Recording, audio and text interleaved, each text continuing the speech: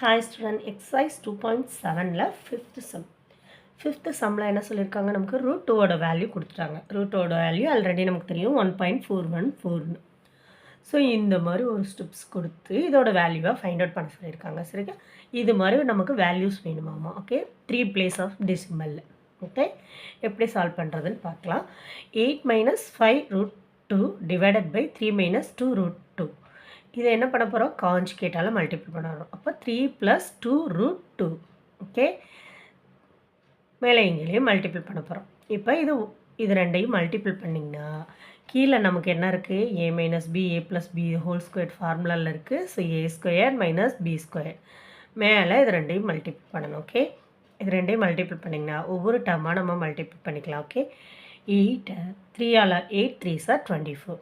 Okay, next 8 2s are 16 × root 2. Okay, next என்ன பண்ண போகிறோம், இந்த டேர்மை மல்டிபிள் பண்ணோம். 5 3s are -15 ரூட் 2. நெக்ஸ்ட்டு இதோட இதை 5 2s are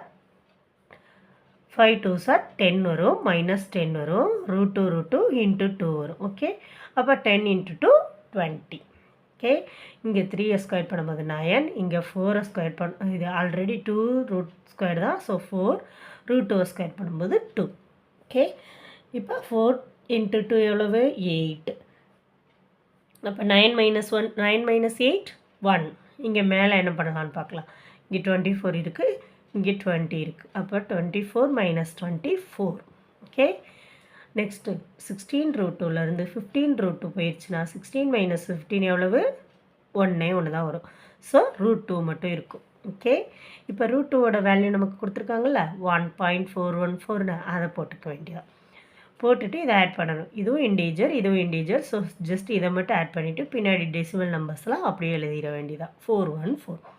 இப்போ நம்மளோட ஆன்சர் என்ன, 5.414. அவங்க கேட்டால் 3 டெசிமல் பிளேஸில் வந்துருச்சு.